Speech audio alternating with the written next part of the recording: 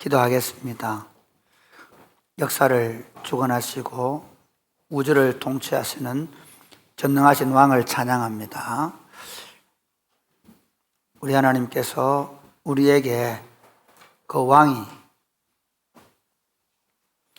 통치하고 있음을 믿게 하시고 그 왕께서 우리 하나님 되심을 우리가 노래하고 예배하는 시간 되게 하여 주옵소서. 이 시간 하나님의 말씀을 듣겠습니다.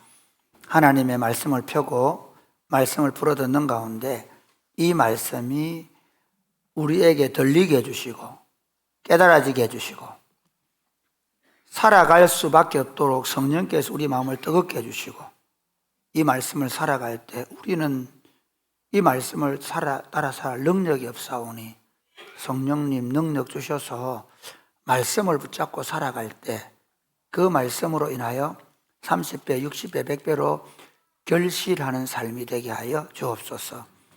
예수님 이름으로 기도드립니다. 아멘. 오늘 우리에게 주신 하나님의 말씀은 마태복음 15장 29절에서 39절입니다. 마태복음 15장 29절에서 39절 말씀.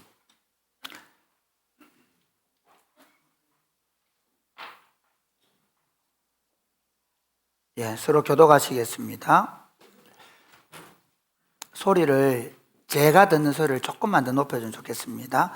예수께서 거기서 떠나사 갈릴리 호숫가에 이르러 산에 올라가 거기 앉으시니 큰 무리가 다리 저는 사람과 장애인과 맹인과 말 못하는 사람과 기타 여럿을 데리고 와서 예수의 발 앞에 앉힘에 고쳐주시니 말 못하는 사람이 말하고 장애인이 온전하게 되고 다리 저는 사람이 걸으며 맹인이 보는 것을 무리가 보고 놀랍게 여겨 이스라엘의 하나님께 영광을 돌리니라.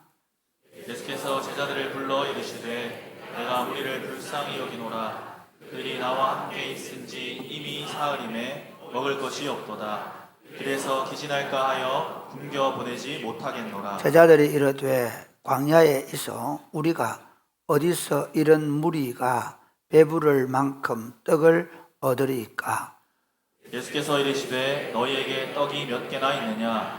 이르되 7개와 작은 생선 2마리가 있나이다 하거늘. 예수께서 무리에게 명하사 땅에 앉게 하시고 떡 7개와 그 생선을 가지사 축사하시고 떼어 제자들에게 주시니 제자들이 무리에게 주매 다 배불리 먹고 남은 조각을 7강주리에 차게 거두었으며 먹은 자는 여자와 어린이 외에 4,000명이었더라. 같이 읽겠습니다. 예수께서 무리를 흩어 보내시고 배에 오르사 아가단 지역으로 가시니라. 아멘. 여러분, 사람들은 살면서 특별히 자신의 지도자에 대한 열망이 있습니다. 우리는 오랜 역사 동안에 우리 왕, 우리 대통령, 그 사람이 어떻게 우리를 다스려 줄 것인가에 관심이 많습니다. 어떤 공동체든 그 공동체의 리더, 지도자는 중요합니다. 요즘 교회도 그렇고요, 세상도 그렇고 지도자에 대한 생각들이 바뀌고 있습니다. 이전에는 카리스마 있고 막 능력 있는 사람 좋아했잖아요. 요즘은 다릅니다. 요즘은 어떤 지도자 좋아하느냐 하면 도덕성과 정직함을 봅니다. 요즘 지도자들, 목사들에게 원하는 거 뭐냐면요, 소통과 공감의 능력을 봅니다. 그래서 제가 여러분 소통, 공감할 이렇게 나오지 않습니까? 노력합니다, 저. 그리고요, 위기에 어떻게 대처하고 책임을 지는. 그래서 요즘에 우리나라에 몇 년 동안 일어났던 여러 가지 문제들 때문에 대통령직을 수행하지 못할 만큼 위기가 왔죠. 그래서 실제로 대통령직을 수행을 못하게 되는 거예요. 위기를 어떻게 대처하고 책임을 지는가. 그 다음에 공정성, 정의, 그리고 그 다음이 비전과 방향 제시, 그 다음이 전문성과 실무 능력이라고 합니다.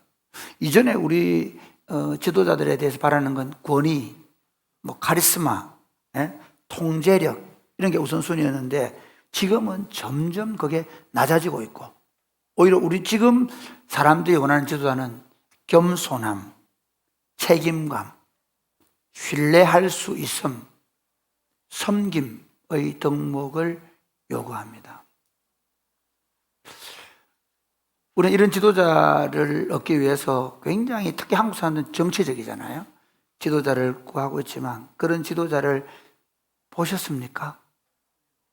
성경에도 보면요, 왕들에 대한 이야기가 사무엘서와 열왕기서에 나오는데 그 중에 그 많은 왕들 가운데 우리가 조금 그래도 인정해 줄 수 있는 왕이라 그러면 다윗, 그렇죠. 뭐 솔로몬의 젊은 시절, 그 다음에 아사, 여호사밧, 히스기야, 우시야, 요시야, 뭐 아하스, 요시야 정도, 아하스는 나쁜 아이죠. 근데 그런 정도의 왕인데 실제로 여러분 그 성경을 한번 보세요. 특별히 그 사무엘서와 열왕기상서를 보면, 열왕기서를 보면 그 왕들의 선정보다 나쁜 통치를 더 많이 기록하고 있습니다.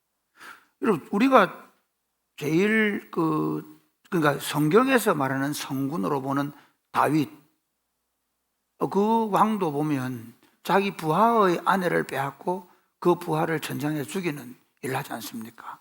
그러니까 성경이 왜 그러면 그 왕들 이야기를 기록할까요? 왜 기록할까요? 다윗 같은 왕, 히스기야 같은 왕 아니에요. 결국 이 성경이 우리에게 말씀하고 싶은 건 세상의 어떤 지도자도 우리가 의지하거나 신뢰할 수 없다는 것입니다. 우리가 바라고 갈망하고 그 통치, 오늘 장로님이 먼저 그의 나라와 그의 어력을 그 바라야 될 통치는 오직 우리 왕이신 삼위 하나님 예수 그리스도의 통치만을 구약의 백성들은 바라보고 살았고 신약의 성도들은 그 통치를 지금 우리 가운데 실현시키며 살아가도록 하기 위해서 이 성경을 기록하신 줄 믿으시기를 바랍니다. 그러니까 제가 마태복음 강의하면서 올해 더 담대하게 하나님 왕국을 실현한다 그랬는데 실제로 우리가 실현하는 게 아니고 그 왕께서 우리를 통해 그 왕국을 실현하시려고 하는데 그 왕의 통치를 우리가 더 잘 받아들이면 실현되는 겁니다.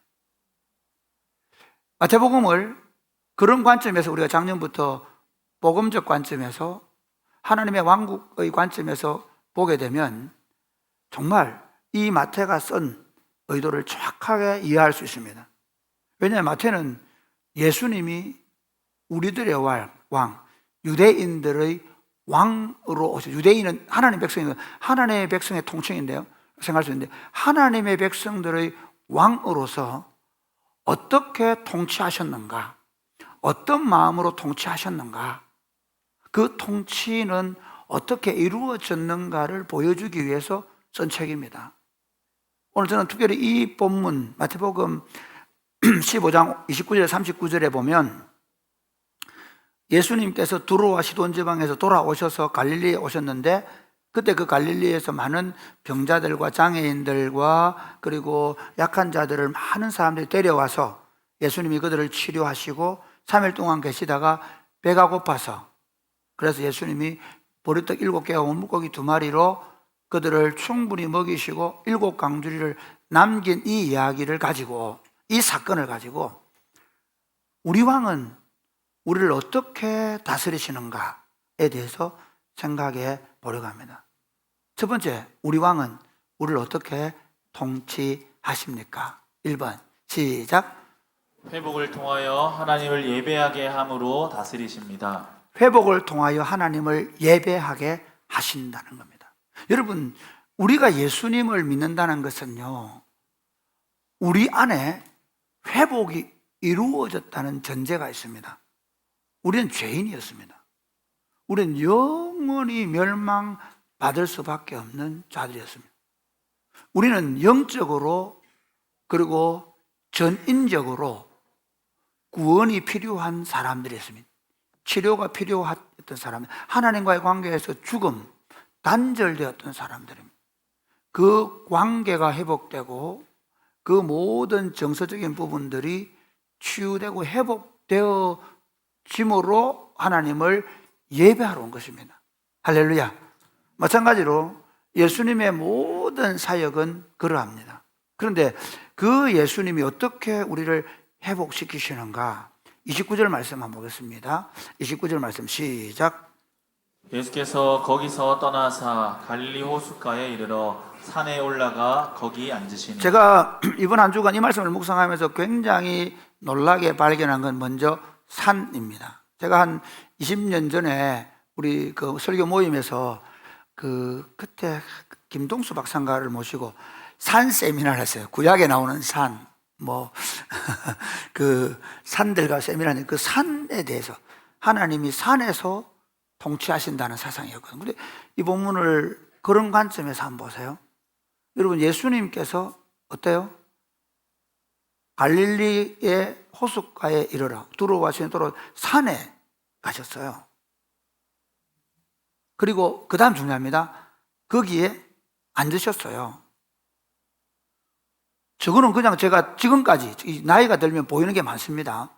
그냥 예수님의 동작에 그냥 성경을 말해주기 위한 하나의 지나가는 과정인데, 아니 지금 이게 제일 중요해요. 산에 올라가 앉으셨다는 거예요. 이걸 보니까 뭐가 보이냐면요, 마태복음 5장에서 예수님께서 산상수훈을 하실 때 어떻게 합니까? 산에 올라가 앉으시는 거예요. 바닷가에 가서 앉으시는 거죠.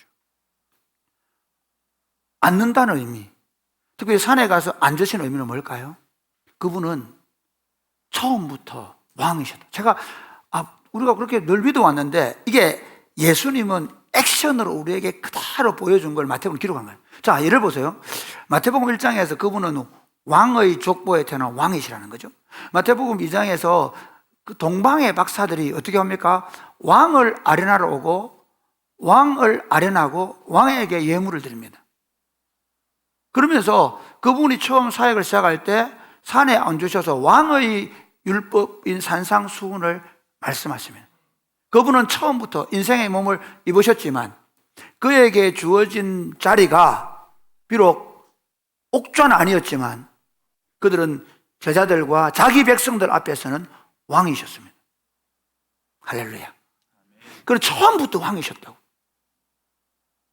왕으로 왕의 말씀을 하시고 왕으로 그들을 치료하시고 회복시켜 주시고, 그분은 여전히 지금도 왕이시죠. 여러분, 예수님의 마지막 장면, 제가 그렇게 보니까 마지막 장면이 마태복음 28장을 한번 보세요. 마지막 28장 한번 같이 보겠습니다. 16절 시작. 11 제자가 갈릴리에 가서 예수께서 지시하신 산에 이르러. 여러분 여기 보세요. 조금 이대로 두세요. 예수님이 이제 십자가를 지시고 부활하셨어요. 그리고 이제 마지막 제자들과 이별할 때 자신이 보여주는 첫 장면이 뭔가 하면 산에 이르시고, 그리고 그 다음에 제자들 볼까요? 뭡니까? 예수님께 경배, 왕으로 경배를 받으시는 거예요. 그리고 그러면서 뭐라고 하냐면 18절에 보면 예수께서 하늘과 땅의 모든 권세를 내게 주셨다고, 그분이 왕으로서의 통치를 말씀하고 계십니다. 그 예수님 지금 어디 계신가요? 마가복음 16장 19절 이렇게 얘기합니다. 같이 시작. 주 예수께서 말씀을 마치신 후에 하늘로 올려지사 하나님 우편에 앉으시니라. 산에 앉으셨던 그분이 부활하신 후에 제자들을 만나셔서 산에 앉으셔서 경배 받으시는 그분이 이제는 하나님 보좌 우편에 앉으셔서 우리를 다스리시는 분이라는 거예요. 골로새 3장 1절 이렇게 얘기합니다. 골로새 3장 시작. 위의 것을 찾으라. 거기는 그리스도께서 하나님 우편에 앉아 계시느니라.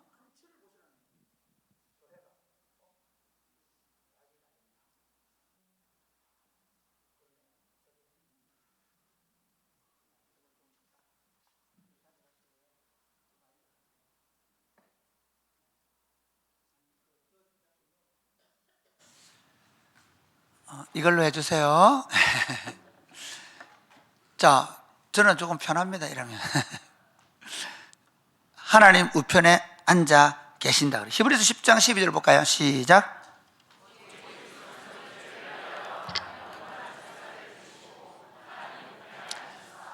교회가 가져야 될 생각, 여러분 지금부터 이제 우리가 신앙생활을 가질 생각이 뭐냐면요, 예수님께서 십자가에 달려 계신 게 아니라 예수님께서 지금 어디 계시냐면 하나님 보좌 우편에서 왕으로 자정하셔서 자기 백성을 다스리고 계신다는 겁니다. 할렐루야. 우리는 지금 어디 와 있냐면 그 하늘의 보좌 우편에 계시는 그분의 앞에 우리가 나와서 앉아 있는 것입니다. 할렐루야. 자, 30절 보세요. 30절 시작.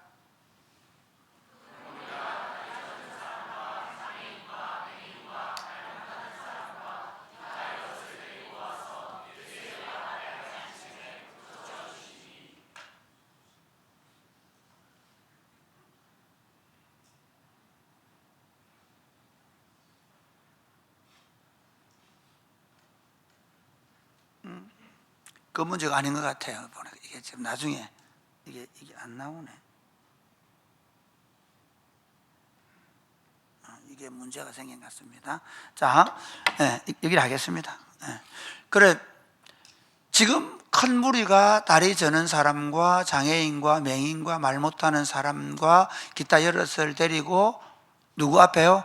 예수님의 발 앞에 앉힙니다. 그 왕 앞에 무릎을 꿇게 하는 거예요. 그 왕의 도우심을 구하게 하는 것입니다. 여러분, 여기서 우리 왕께서 지금은 하나님 보좌 우편에, 그때는 산에 앉으셔서 자기 백성을 부르시는데 무리들이 누구를 데려오죠? 다리 저는 자와 장애인과 말 못하는 사람과 기타 여럿을. 우리는 하나님의 통치, 세상의 통치는 어떨까요? 여러분, 예를 들어서 대통령이 오셨다 그러면 누구를 부르나요? 경북도지사가 오겠죠. 시장이 오겠죠. 그 중에 유지들이 오겠죠. 그렇지 않습니까? 제가 요즘 시간이 없어가지고 영국사를 잘 못 읽고 조금 읽고 있는데 보면 진짜 재밌는 게요. 야, 왕들이 하는 짓이 뭔가 하면요, 공작들의 후작들, 제후들 불러가지고요, 그 사람들 돈 걷어요. 그래가 전쟁하거든요. 그러니까 왕 옆에는 누가 있어야 되냐? 힘있고 권력 있는 사람들이 다 몰려들어요. 근데 그 왕의 통치는 달라요. 백성들이 누구를 데리고 오느냐면 장애인들과 다리 저는 자들과, 그리고 말 못하는 사람과 기타 여럿이라고 말할 때 마음 아픈 사람들, 힘든 사람들, 괴로운 사람. 그 왕의 통치는 누구를 통해 이루어집니까? 어떤 사람들을 통해 나타납니까? 그 왕의 통치가 필요한 사람들. 할렐루야. 여러분, 예수님 앞에 나올 때 어떤 마음으로 나오십니까? 어떤 마음으로 나오시죠? 아, 내가 교회 한번 나가지 뭐. 나가준다. 혹시 그런 남편들 계시나요? 나가주러 오시는 분. 아, 내가 요즘 뭐 살만한데 그래도 교회는 가야 안 되겠나? 엄마 아빠가 다녔으니까. 그런 분 계시나요? 그 왕의 통치에 나올 수 있는 사람은요, 심령이 가난한 사람이에요. 그 왕의 통치에 나올 수 있는 사람은요, 긍휼히 여김을 받기를 원하는 사람입니다. 그 왕의 백성들은 세상에서 잘나고 똑똑하다고 생각하는 사람들의 나라는 아닙니다. 오늘 제가 오늘 아침에 CBS 70주년 그 다큐로 찍은 신영균 씨, 빨간 마우라의 주인공, 그분이 신영균 맞죠? 맞나? 예? 맞아요. 예. 그분 보는데요, 와, 정말 부자예요. 그런데 그분이 이렇게 얘기해요. 그분이 내게 주신 은혜를, 하나님이 내게 주신 은혜를, 하나님의 은혜로 여전히 아침마다 일어나서 그분의 은혜를 구하는 거예요. 우리가 얼마나 경제적으로, 사회적으로 높은 지위를 가지고 있고 지금 잘 사냐가 문제가 아니라 우리가 어떤 모습으로 그분에게 나오는 거예요.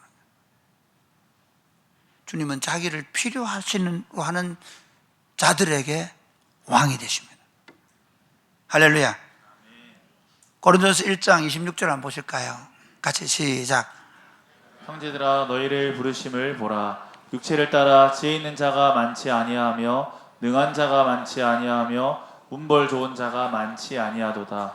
그러나 하나님께서 세상에 미련한 것들을 택하사 지혜 있는 자들을 부끄럽게 하려 하시고 세상에 약한 것들을 택하사 강한 것들을 부끄럽게 하려 하시며 하나님께서 세상에 천한 것들과 멸시받는 것들과 없는 것들을 택하사 있는 것들을 패하려 하시나니 29절. 이는 아무 육체도 하나님 앞에서 자랑하지 못하게 하려 하십니다. 저는 이 부분이 중요해요. 29절에 이는 아무 육체도 하나님 자랑하지 못하게 하려 하십니다. 여러분, 우리가 좀 안 되지. 경제적으로 좀 부유하다고 나는 뭐 괜찮아 그런 분 그러니까 다 그런 마음 먹고 아닙니다. 공부를 아주 많이 했다고 해요. 그분은 서울대학 치대를 났다 하더라고요.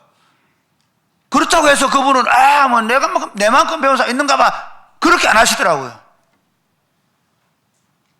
가난하게 어머니하고 둘이 왔는데 이렇게 살게 된 것은 하나님의 은혜입니다. 그 왕의 통치는 언제나 그분의 긍휼하심을 바라는 모든 자에게 그 통치가 나타납니다. 어떻게 나타납니까? 우리 한번 볼까요? 31절 시작. 말 못하는 사람이 말하고 장애인이 온전하게 되고 다리 저는 사람이 걸으며 맹인이 보는 것을 무리가 보고 놀랍게 여겨 이스라엘의 하나님께 영광을 돌리니라. 이대로 두면 좋겠습니다. 여기 보면 그 왕의 통치가 어떻게 나타납니까? 그 왕을 필요로 하는 사람들이 그 왕 앞에 나와서 그 왕께서 치료하시고 회복시켜 주시는 것을 경험합니다. 할렐루야. 여러분들은 이 주일 어떻게 오셨습니까? 주일 지켜야지. 맞습니다. 그러나 주일을 하나님 앞에 주일 예배에 나온 이유가 무엇입니까? 어떤 갈망을 가지고 오셨습니까? 저는 이번 주간에 집사람을 갑자기 금요일 날 대만으로 보내고 넷째도 대만 있고 어젯밤에 5세까지 큰아들 내제에 보내고 설교 준비 다 해놨는데 허전하게 는 거예요. 설교할 수 있겠나? 힘이 쭉 빠지더라고요. 저도 그런 인간입니다. 날마다 오르내립니다. 우리가 예배하러 기도하는 건 뭡니까? 그 하나님이 다시 힘 주실 거라는 거예요. 그 하나님이 다시 짜부라진 내 마음을 회복시켜 주실 거라는 거예요. 할렐루야. 그 하나님이 정말 여러분 어떤 사람은 남들이 알지 못하는 엄청난 아픔과 힘듦을 경험하고 계셨을 건데 그 하나님 앞에 오면 그 하나님이 나를 만나주시고 회복시켜 줄 것이라는 경험인 것이죠. 우리는 그 경험을 이미 했고 우리는 그 경험을 끊임없이 하면서 살아야 되는 존재를 믿으시기를 바랍니다. 언제까지? 그분의 상에서 함께 먹을 때까지. 그래서 예배로 나오는 겁니다. 뿐만 아니라 그렇게 나올 때 여러분 그 무리들이 누구를 데려왔어요? 또 반대로 나보다 더 아프고 나보다 더 힘들고 우리가 진짜 생각해야 되는 건 우리 주변에 나보다 더 아프고 나보다 더 하나님이 필요한 사람이 누군가 한 주간을 살면서 보셔야 합니다. 누가 하나님을 필요로 나 혼자 예수 잘 믿고 나 혼자 천국 가고 아닙니다. 누가 더 하나님이 필요한가? 우리 가족 중에서 우리 이웃 가운데서 그리고 이렇게 말해야 합니다. 내가 회복된 그 하나님 너도 만나면 너의 왕이 되어줄 거야. 사랑하는 여러분, 바로 이들이 치료를 받고 그리고 하나님을 예배하는 이스라엘의 영광 하나님을 예배하는 그러니까 그 산에 앉으셔서 그 무리들이 데려오는 그 장애인들과 그리고 아픈 자들과 전원자들과 그 여러 사람들을 치료하고 회복시켜 줌으로 하나님을 향한 예배가 이루어지는 거예요. 이게 교회입니다. 점점 무기력해져가는 교회는 그곳에 아픔과 고통과 눈물까지도 없어져 가는 거예요. 그러나 우리 공동체는 그 주님이 필요한 사람들이 너무 많아져야 되고, 그 주님이 필요한 사람들을 기어이 그분 앞에 데려와서 그 주님이 만지시고 치료하고 회복하심을 보고 우리가 함께 그분을 예배하는 것입니다. 할렐루야. 이런 예배가 있을 수 있게 되기를 주 예수님의 이름으로 축복합니다. 두 번째, 우리 왕은 우리를 어떻게 다스리십니까? 같이 읽어볼까요? 시작. 우리를 불쌍히 여기시는 긍휼의 마음으로 다스리십니다. 네. 그렇게 이제 치유된 장면이 나오고요. 그래서 하나님께 예배를, 영광을 돌렸다 하고 32절 한번 볼까요? 32절 시작. 예수께서 제자들을 불러 이르시되 내가 무리를 불쌍히 여기노라. 그들이 나와 함께 있은지 이미 사흘임에 먹을 것이 없도다. 길에서 기진할까 하여 굶겨 보내지 못하겠노라. 여러분, 이 병행 구절을 8장 마가복음 8장 1절에서 3절에서 한번 보겠습니다. 시작. 그 무렵에 또 큰 무리가 있어 먹을 것이 없는지라.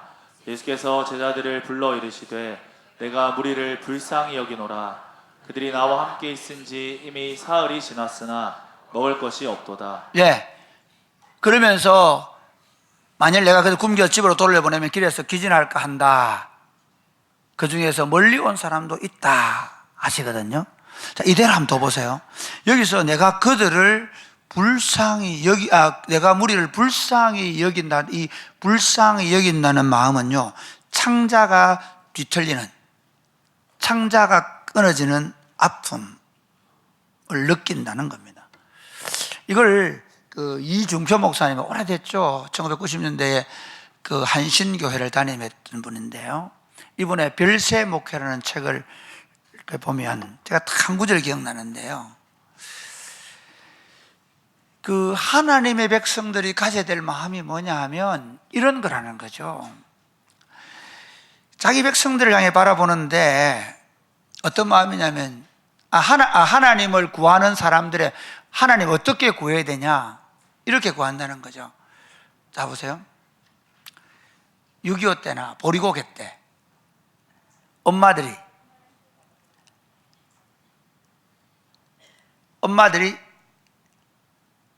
아기가 먹을 젖이 없는 거예요. 안 나오는 거예요.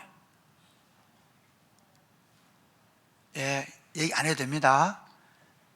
젖을 먹이는데 그 젖을 먹이려고 하는데 젖이 안 나오는 거야. 그때 마음이 어떻게 했어요?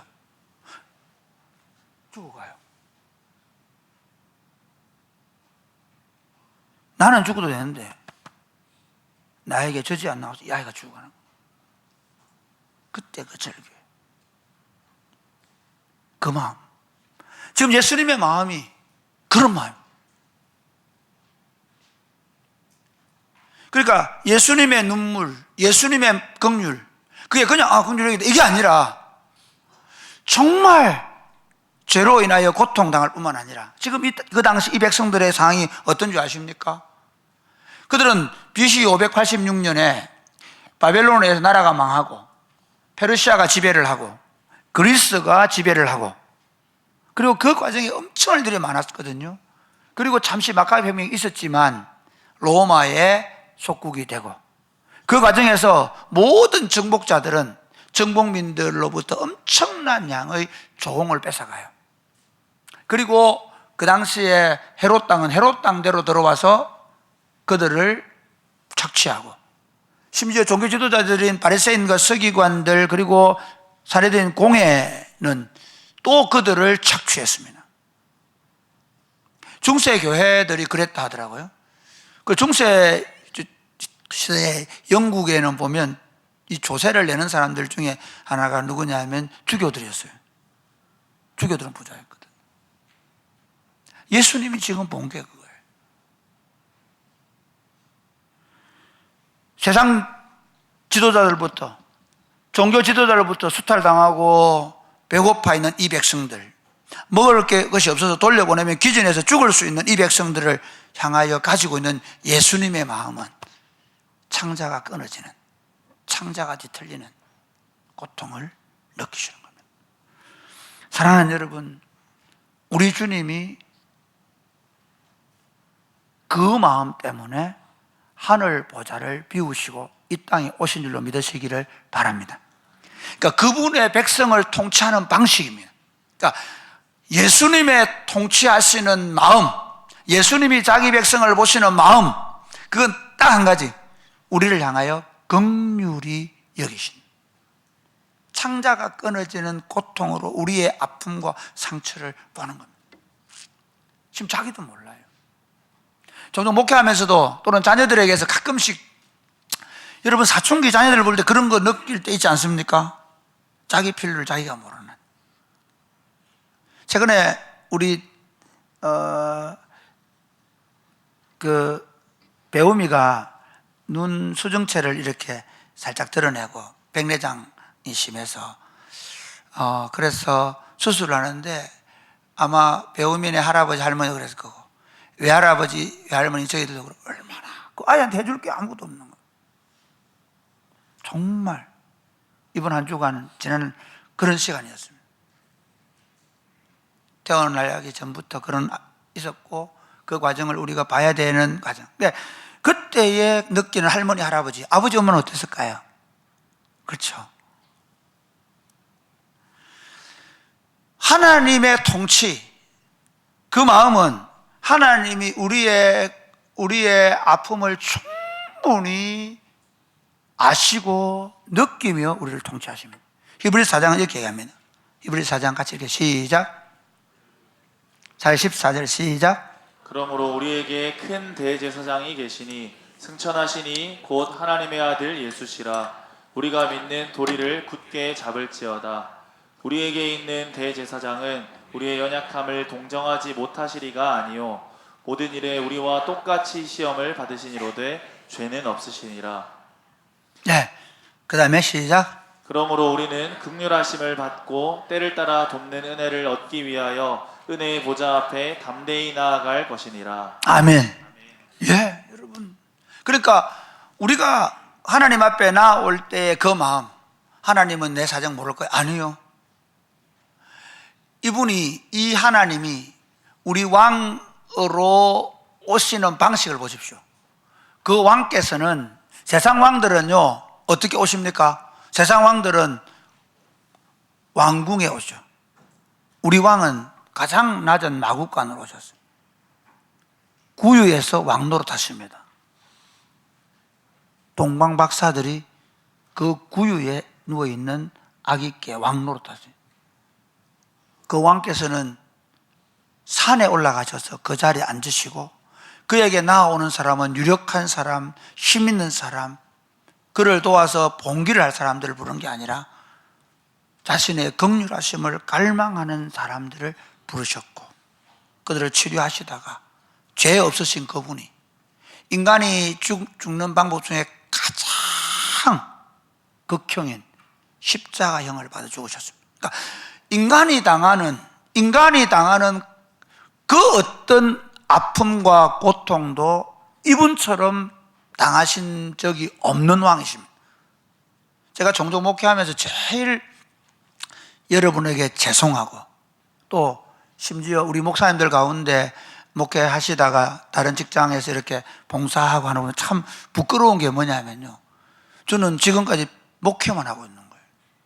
여러분이 헌금된 돈으로 사례 주어서 그걸로 따박따박 밥 잘 얻어먹고 있습니다. 제가 아들이 신학대학원 간다 했을 때 제가 딱 한마디 했습니다. 아들아, 나는 교인들에게 부끄러운 목사다. 저들의 아픔이 뭔지 모른다. 저들이 직장 생활하면서 얼마나 힘들게 생활하는지 모른다. 그래서 목사하려고 하면 최소한 5년은 직장 생활 좀 해봐라. 목회 잘하려고 말고 성도들의 아픔을 진짜 모른다. 저는 모릅니다.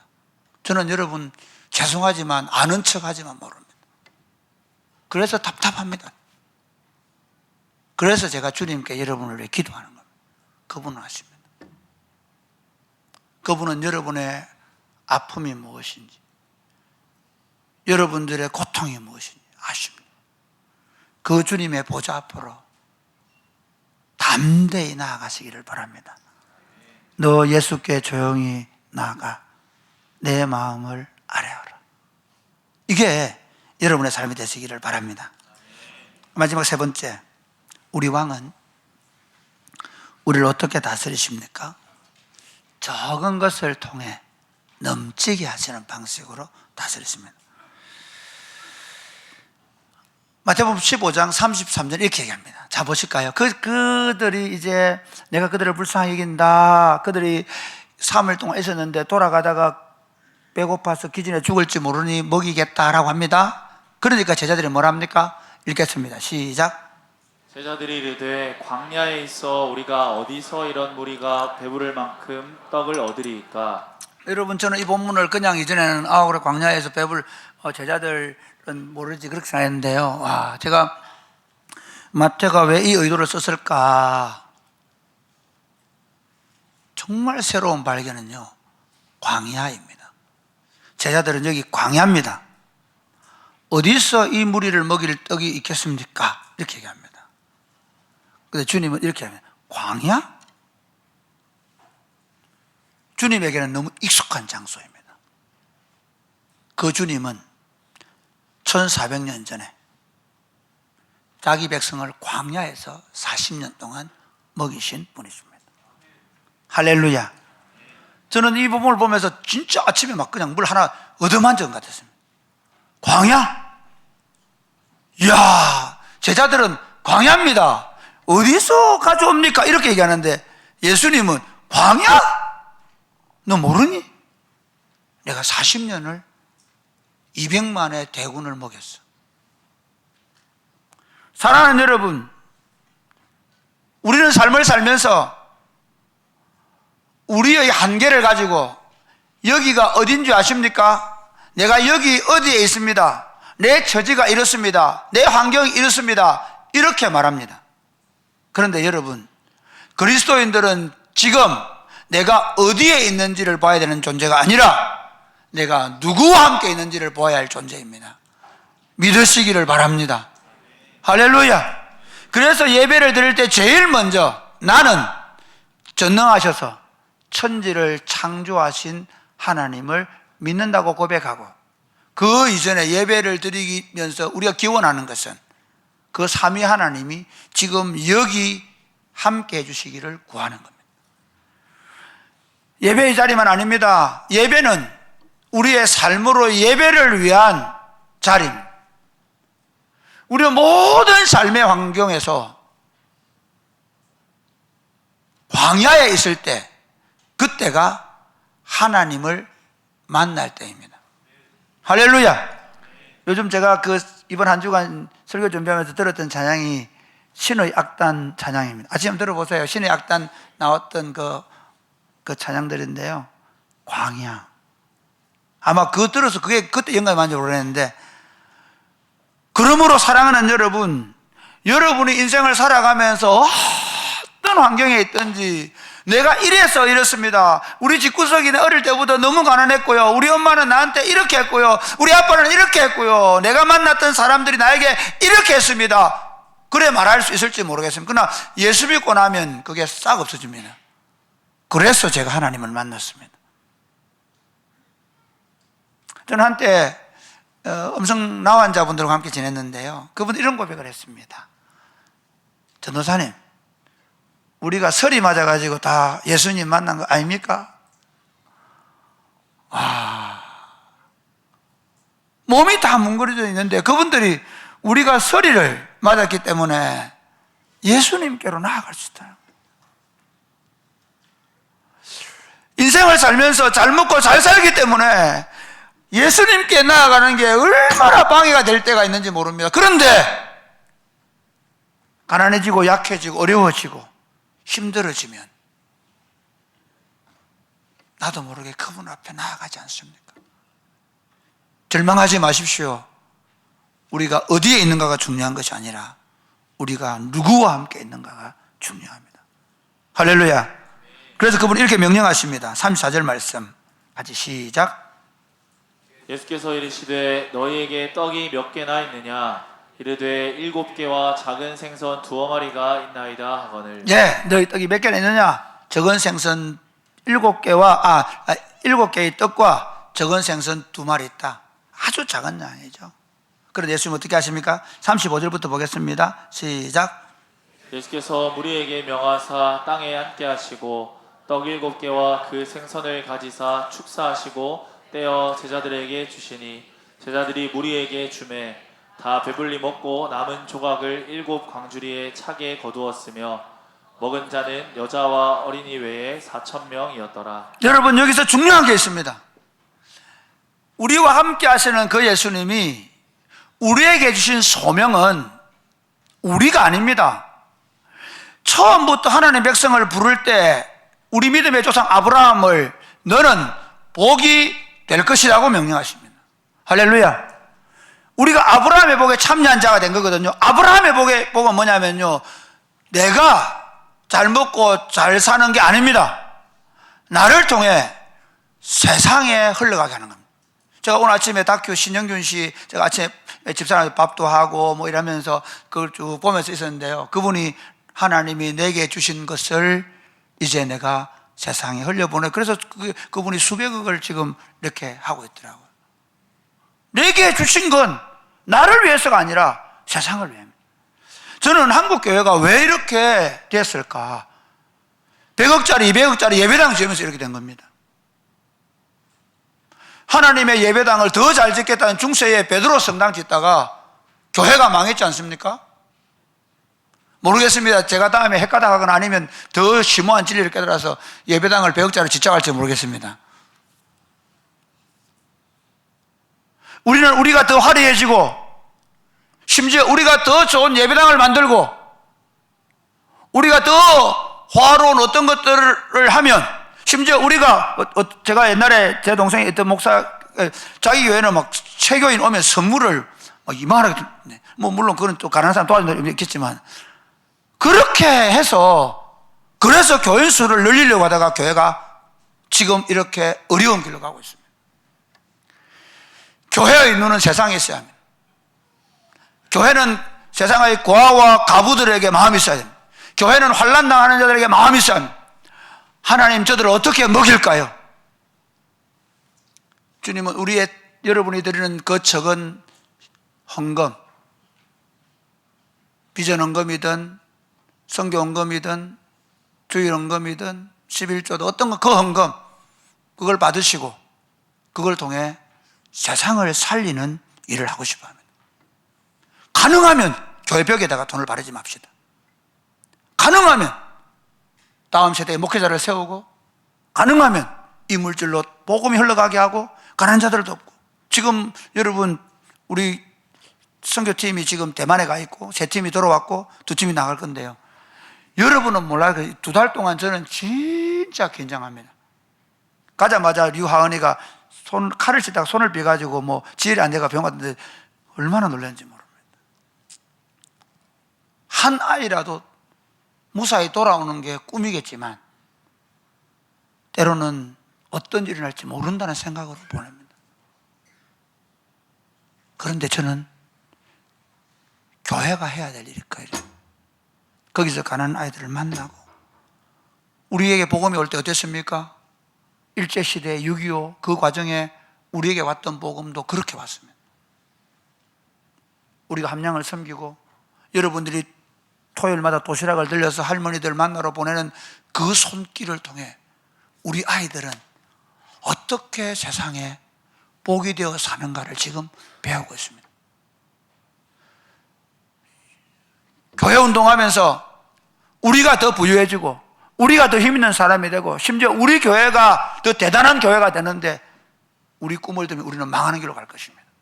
그러나 이 빈들에 시작된 하나님 나라 운동 종종 저보고 물어보거든요. 사람들이 교회가 어떻게 그렇게 잘 됩니까? 간단합니다. 우리는 매일 도시락을 해서 갖다 드립니다. 우리는 우리 청년들이 아르바이트를 하고 온 힘을 다해서 교회에서 10원도 보조 안 해줘도 100수십 명이 비전 트립을 떠납니다. 우리는 우리 어른들이 우리 아이들을 위해서 부살장을 지어놓고 거기서 아이들이 마음껏 뛰놀게 합니다. 우리는 아지트를, 우리는 책방을 5월 달에는 반드시 다문화 아이들과 어려운 아이들을 위해서 떡볶이집을 만들 겁니다. 우리가 해야 될 일은 영육 간에 가난하고 외롭고 배고픈 영혼들을 먹이기 위하여 주님의 손에 우리의 적은 것을 올려놓는 것이고, 주님이 그것을 통해서 세상을 먹이시는 방식으로 하나님의 통치를 이루어갈 것입니다. 교회 운동은 더 큰 예배당에 더 많은 사람들을 모으는 게 아니라 어쩔 수 없어서 교인들이 오면 조금 예배당을 확장하거나 하는 일을 할 수 있을지 모릅니다. 그러나 그 예배당은 화려해야 되거나 그 예배당은 우리가 더 많이 담기 위한 예배당이 아니라 올 만큼만 하면 돼요. 우리가 해야 될 일은 세상을 치료하고 회복하는 일입니다. 말씀을 맺겠습니다. 사랑하는 여러분, 지금도 우리 왕 예수님은 하늘과 땅의 모든 권세를 가지시고 우리를 통치하고 계시고 우리를 통해 세상을 통치하고 계신 줄 믿으시기를 바랍니다. 할렐루야. 그분 앞에 우리 자신의 연약함과 부족과 허물을 가지고 나올 뿐만 아니라 우리 이웃 가운데 약하고 병들고 외롭고 고독한 사람들을 매주일 찾아내십시오. 그리고 그들과 함께 나를 치료하신 그분을 치료할 것이라는 확신을 가지고 오십시오. 그분들과 함께 드리는 예배가 진정한 예배일 것입니다. 그렇게 우리가 나아오고 그렇게 그들이 나올 때 우리 주님은 창자가 끊어지는 아픔으로 그들을 바라보시고 그들을 회복시키시며 그들을 먹이시고 그들을 치료하십니다. 그 왕의 통치가 계속해서 실현되어 나가는 하나님의 왕국 공동체가 될 수 있게 되기를 주 예수님의 이름 축복합니다. 아멘. 네. 예수 우리 왕이요. 이제 들어오네요 이게. 예수 우리 왕이요.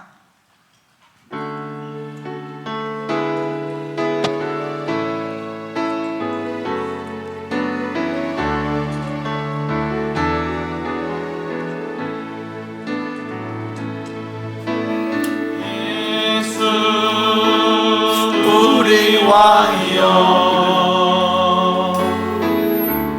이곳에 오셔서 보좌로 주여 임하사 찬양을 받아 주소서. 찬양을 받아 주소서. 주님을 찬양하오니 주님을 찬양하오니 주님을 경배하오니 주님을 경배하오니 왕이신 예수여, 왕이신 예수여 오셔서 좌정하사 다스리소서. 다시 한 번 더 예수 우리 왕이여. 예수 우리 왕이여, 이곳에 오소서.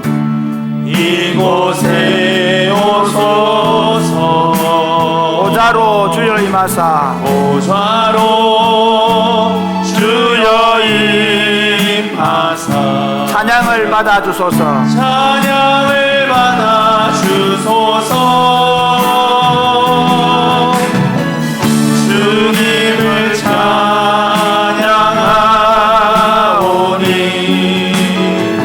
주님을 경배하오니 왕이신 예수여 오셔서 좌정하사 다스리소서. 하나님 아버지, 우리같이 연약한 죄인을 불러주셔서 감사합니다. 이곳에 오셔서 왕으로 우리를 다스려 주셔서 감사합니다. 언제나 주님 앞에 긍휼히 여겨달라는 마음을 가지고 주님 앞에 나오게 하여 주옵소서.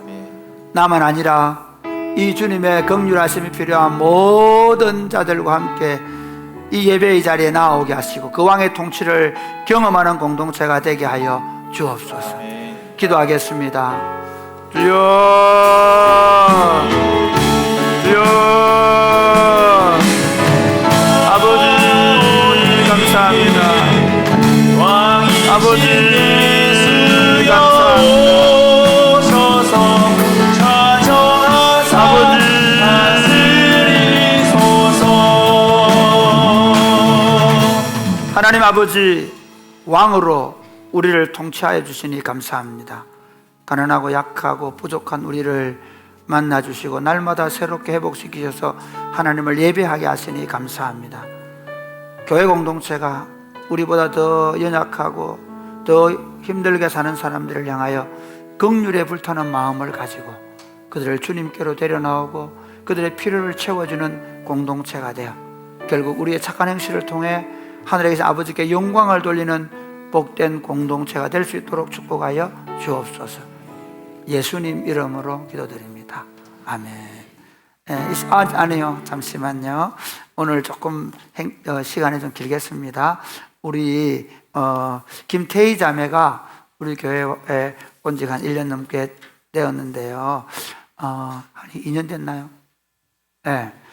세례를 받았고 아기를 낳아가지고 두 아기한테 다 유아 세례를 줘야 돼요.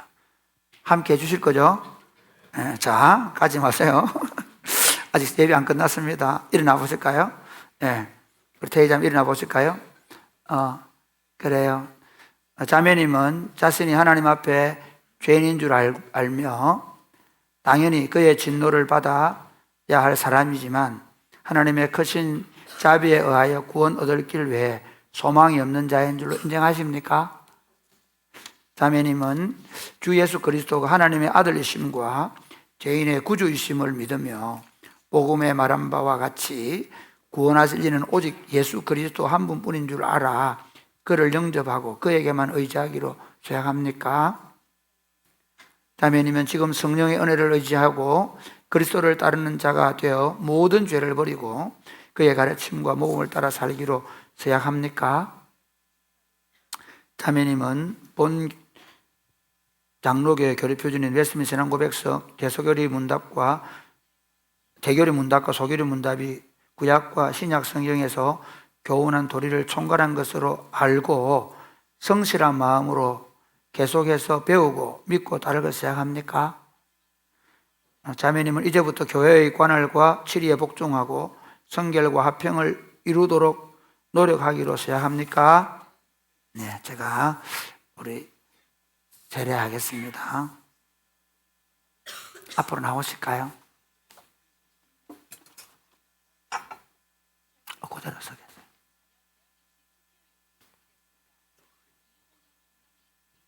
네. 자, 엄마한테 하겠습니다. 주 예수를 믿는 김태희 씨에게 내가 성부와 성자와 성령의 이름으로 세례를 주노라. 아멘. 하나님 아버지, 저는 물로 세례 주지만 성령으로 사랑하는 딸을 충만하게 하여 주셨소. 믿음으로 승리하는 삶을 살아내게 하여 주옵소서. 자매 때문에 온 가족이 예수 믿고 하나님 나라를 힘있게 세우는 복도 허락하여 주시고 자매를 보는 모든 사람들로 인하여 하나님의 살아계심이 증거되어 그들이 주께로 나아오게 하여 주옵소서. 예수님 이름으로 축복하며 기도드립니다. 아멘. 네, 돌아가서 앉겠습니다. 가서 서세요.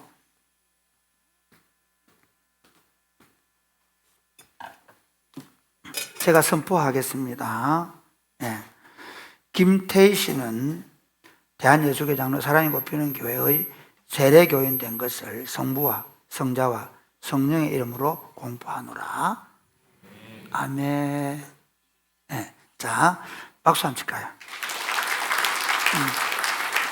엄마한테 세례를 준 이유는 아들들한테 주려고요. 우리 지금 시오는 아들이고 시아는 딸이고. 자, 앞으로 오세요.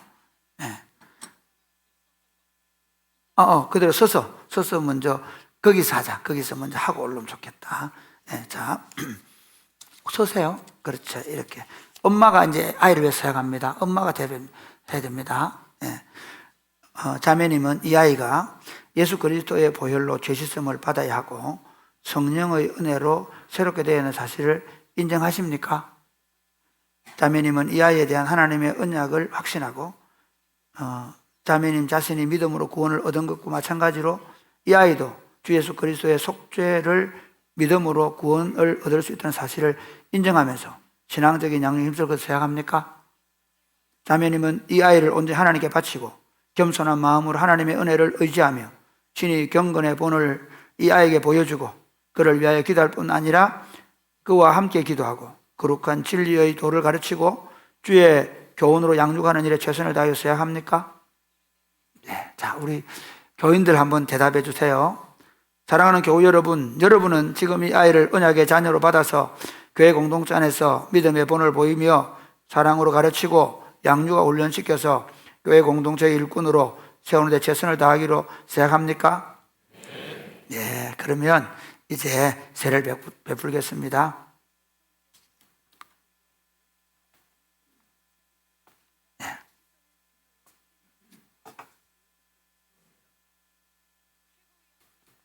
시호야, 앞으로 와봐. 안 올 거야. 엄마 안아줘. 엄마, 그래. 시호야, 괜찮아. 자, 하나님의 언약의 자인 이 시호에게 내가 성부와 성자와 성령의 이름으로 세례를 주노라. 아멘. 그 다음에 하나님의 언약의 자녀인 이시아에게 내가 성부와 성자와 성령의 이름으로 세례를 주노라. 아멘. 하나님 아버지, 엄마의 손을 잡고 온 우리 시아, 이 아이를 하나님께서 받으시고 엄마가 믿음이 자라가는 대로 이 아이도 믿음이 자라가서 하나님 나라 복음을 위하여 귀하게 쓰임받는 하나님의 위대한 자녀들 되게 하여 주옵소서. 이들이 걸어가는 모든 걸음들마다 하나님께서 친히 인도해 주시고 복을 주셔서 이 아이들이 자라서 하나님이 얼마나 복되고 영광스럽고 아름다운 분임을 증거하는 삶을 살게 하여 주옵소서. 온 교회가 이 아이를 받고 이 아이를 믿음으로 양육하는 일에 최선을 다하게 하여 주옵소서. 예수님의 이름으로 축복하며 기도드립니다. 아멘. 가셔서 이제 서세요. 제가 공포하겠습니다. 네, 그래요. 천천히 괜찮아. 네. 자, 이시호, 그 다음에 이시아는 대한예수교회 장로 사랑이 꼽히는 교회 유아세례 교인 된 것을 성부와 성자와 성령의 이름으로 공포하노라. 아멘. 우리 애기들 박수 한번. 자, 이제 헌금 찬송하고 강복선 하겠습니다.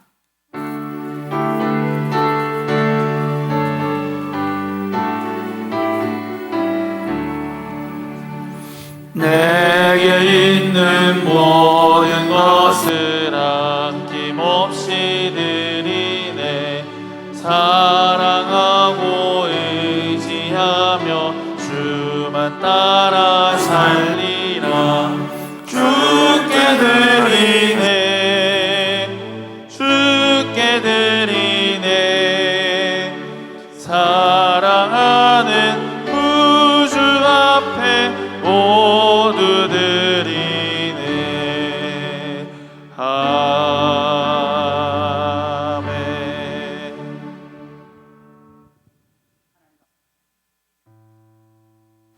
은혜를 감사를 드립니다. 주신 은혜가 너무 고마워서 하나님 앞에 예물을 가져 올려드려오니 받으시고 이 예물을 통해 하나님의 통치가 더 힘있게 나타나게 하여 주옵소서. 우리의 시간과 우리의 물질과 우리의 생명 전부를 하나님과 이웃을 위하여 기꺼이 사용하는 복된 인생들이 되게 하여 주옵소서. 예수님 이름으로 봉헌 기도드립니다. 아멘. 주의 복을 받겠습니다. 이제는 우리 주 예수 그리스도의 은혜와 하나님 아버지의 크신 사랑과 성령님의 교제케 하심과 복주심의 역사가 사랑하는 성도들과 자녀들 위해 이제로부터 영원토록 함께 있을지어다. 아멘.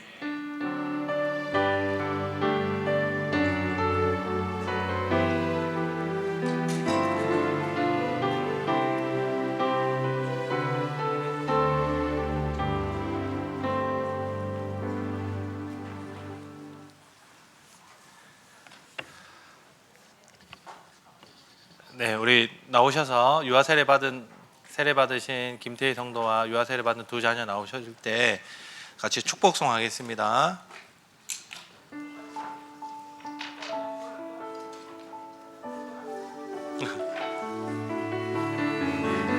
예, 손을 뻗어서 우리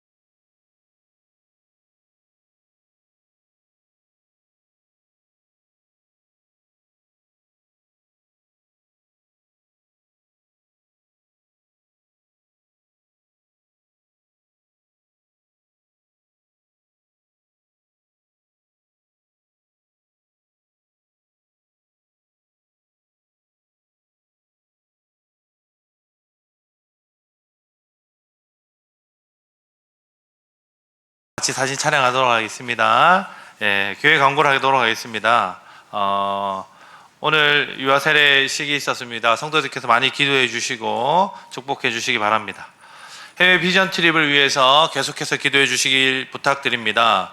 현재 대만 타이페이 팀과 그리고 내일 필리핀 세부 팀이 선교 사역을 나가게 됩니다.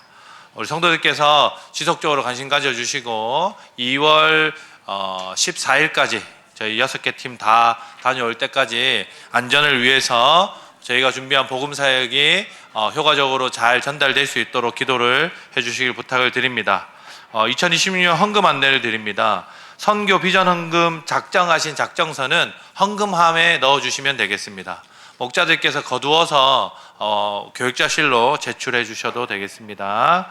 우리 헌금 봉투 제작을 희망하시는 분들은 자기 봉투 제작이 되어 있는지를 명부를 통해서 확인하시고, 그리고 본인 성함이 그 코팅된 명부에 없으면 그 옆에 이름을 적어 주시면 추가로 제작을 해드리도록 하겠습니다. 주일 목장 모임 하실 때 자녀들을 교회에 맡기고 가시면 목장 모임 하실 때 훨씬 더 도움이 되리라고 생각합니다. 저희 주일 돌봄 교실을 교육자들과 잘 운영하도록 그렇게 하겠습니다. 교우 소식 전합니다. 어제 조성원 집사님의 부친께서 소천하셨습니다. 그래서 오늘 오후 4시에 그 경남 통영으로 조문을 가려고 합니다. 조문에 함께 하실 성도들께서는 목자들 통해서 그 목장 카톡방에, 리더 카톡방에 인원을 남겨주시면 저희가 차량 배정하는 데 도움이 되겠습니다. 조성훈 집사님의 부친, 김숙경 집사님의 시부, 그리고 중고등부 조은희 학생의 조부께서 소천하셨는데 많은 위로와 기도를 부탁을 드리겠습니다. 오늘 오병이어는 김말숙 집사님께서 시어머니 장례식에 보여주신 성도들의 사랑에 감사하다고 오병이어 하셨습니다. 우리 위로하고 감사하는 박수로 하겠습니다. 예, 박말분 집사님께서 입원하셨는데 쾌유를 위해서 성도들 기도해 주시기를 부탁을 드립니다. 요양원에 계시는 성도들을 위해서도 계속해서 기도해 주시기 바랍니다. 우리 함께 교제의 찬양하겠습니다.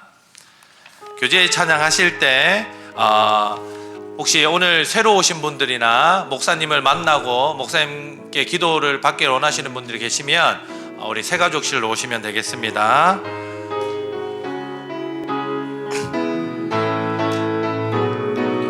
우리 걸어가는 이 길이 결코 처음 밟는 길은 아니야. 수천 년 동안 온 땅 곳곳에서 주님 따른 흔적 있으니 우리 걸어가는 이 길이 낯설고 두려워 보일지라도 삶의 무게를 뚫고 흘러들어오는 주님 부활의 생명을 봐. 잠시만요. 네. 죄송합니다. 우리 그 중간에 그까지만 하고 다 하세요. 계속. 이 친구들 세부에 이번에 가서 6개월 동안 세부 안인교회에서 청소년들 간사로 섬기면서 그 친구들과 함께 선교사에 감당하고 올 겁니다. 우리 한번 인사할까요? 자력 경례. 박예언하고 변경은 기도 많이 해주세요.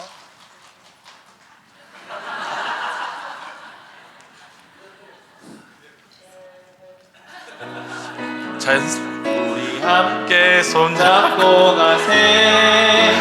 때론 더디고 힘겨울지라도 주님 부르실 그날을 향하여 손잡고 함께 가세.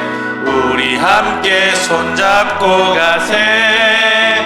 때론 더디고 힘겨울지라도 주님 부르실 그날을 향하여 손잡고 함께 가세.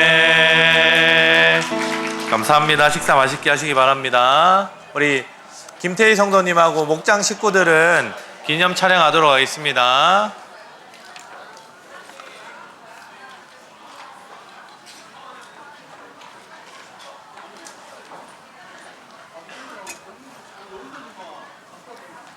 수고하셨습니다.